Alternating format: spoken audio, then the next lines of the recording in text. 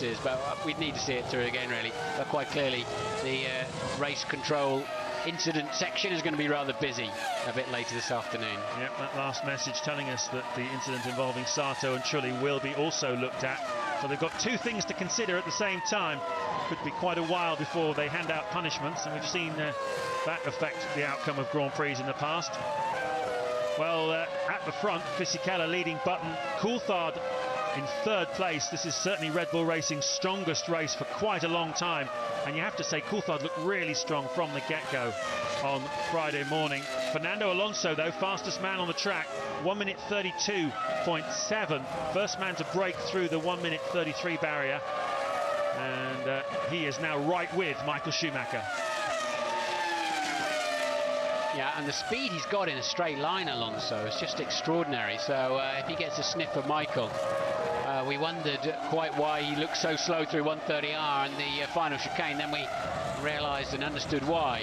But look, he's got so much more speed and grip that he'll be past the Ferrari surely in a flash.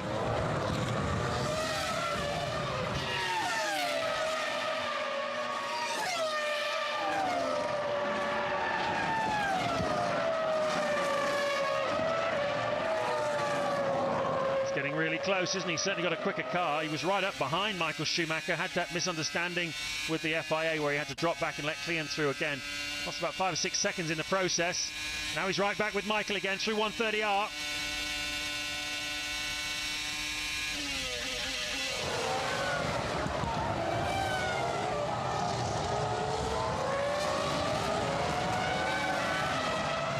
We are 17 laps into an absolutely fantastic Japanese Grand Prix. The big names of Formula 1 started from the back of the grid. This is the world champion trying to pass the former world champion, Fernando Alonso, trying to pass Michael Schumacher. It's a wonderful fight.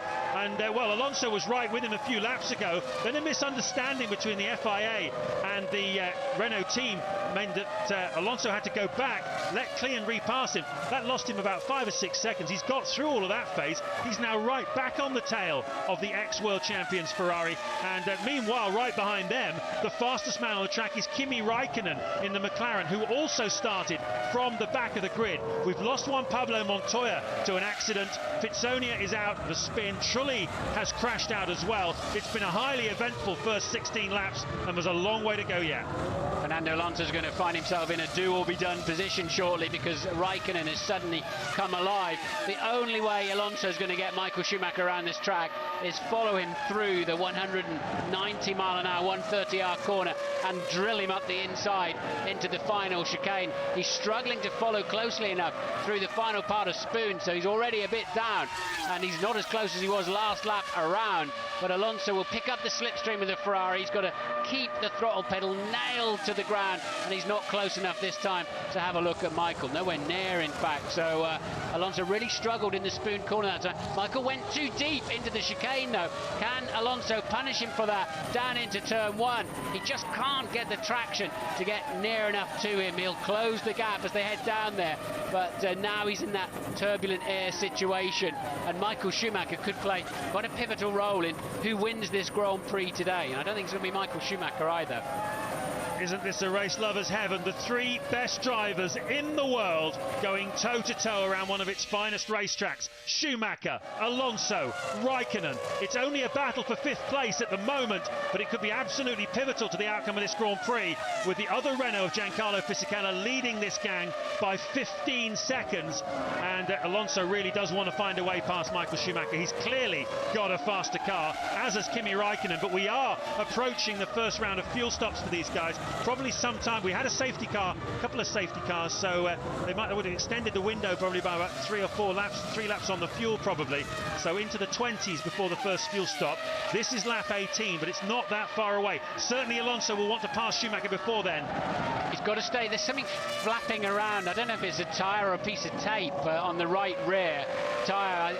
I don't know if it's a delamination. I don't think so. I think it's just a piece of tape flapping around. We'll have to try and get a closer look, but Alonso's got to stay closer out of second part of Spoon, which he is on this lap. Is he close enough? He's in the turbulent air of Michael. He'll have to drill him right up the inside, but there's not enough space.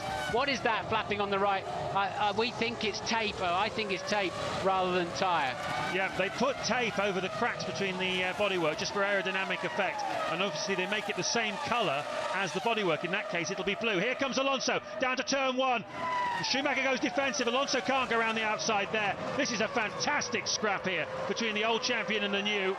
We've been waiting all year, haven't we? One way and another, with engine changes, 10-place drops, whatever, people being cautious, and for the World Championship stakes, and now all the gloves are off. They're going for it full time. Michael Schumacher placing his Ferrari on all the right parts of the racetrack, but they're now lapping slower than the leaders. They're 16 seconds adrift of Fisichella now, who's 4 seconds ahead of Button in second place.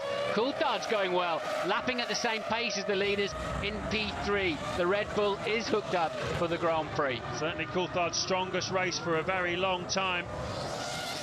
There goes Thiago Monteiro in the Jordan from 12th place. He goes back out on track. He's having a great scrap with his teammate Narain Karthikeyan. Also a great scrap between the two Sauber drivers. Villeneuve at the moment is in front of Massa, 10th and 11th, and they've been scrapping for the last 5 or 6 laps, but we're understandably watching this Schumacher, Alonso, Raikkonen battle. Michael Schumacher, 36 years of age, 7 times a world champion. Fernando Alonso, 24 years of age, 1 time so far a world champion. Can he get in this time? Nice slip. Michael hit the ground very hard there, James, and I thought he was going to be struggling for grip on the exit of 130R, but Alonso just can't get close enough on the exit of Spoon Corner.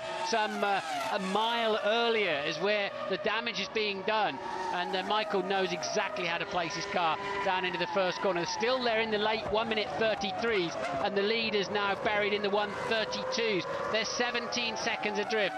It's what I said about Michael Schumacher having quite a key factor in who's going to win the Grand Prix today, because this is holding up Alonso and Raikkonen badly. 6 times a winner of the Japanese Grand Prix, Michael Schumacher. He's had some big days around this racetrack. World Championships clinched, certainly in 2000 if you remember, and also in 2003 where he limped home in 8th place, but nevertheless clinched his 5th World Championship. Well, here today, he isn't going to be a factor, but he is playing a factor in the outcome because he's certainly holding up Alonso at the moment. Fisichella leading Button now by 4 seconds. Pit stops are coming around. Coulthard 3rd, Webber 4th for Williams. We haven't seen him all afternoon, but he's having a terrifically strong run as well. But what about that? Renault pitting quite early on. I thought they'd be into the lap 20s, and that's going to put a smile on the face of McLaren, because I'm sure Raikkonen is fueled quite a bit longer than that. We believe it's for Fisichella, the current leader, and then Michael goes to the inside, tries to block the line into 130R. Oh my word! And Alonso having none of it, straight around the outside, and now Raikkonen has got a chance too. Michael had nothing, he had to go defensive, and Alonso just steamed on the racing line, round it. Total bravery, total confidence in the driver you're going around the outside of, to know he's not going to run you off track. That would be the mother and father of all shunts if you connected in the middle of that corner. 180 miles an hour as Fisichella comes out of the pits. 180 miles an hour around the outside of the 130R corner. I've never seen anything like it. Enormous bravery by Alonso. Brilliant driving by Michael Schumacher. Not for both of them to have an enormous aeroplane accident. And now Raikkonen has got to get past as well, because he can see the Renault scampering away. Here it is. Just look at this and disbelief. Yeah, Michael then is crimped up on the inside. Nothing he can do. Alonso just nails and thinks, I know he'll have to lift. He's got to lift. Therefore, I'm going to stay full throttle. And brilliant bravery and confidence there. But I think you know you can do that with Michael Schumacher.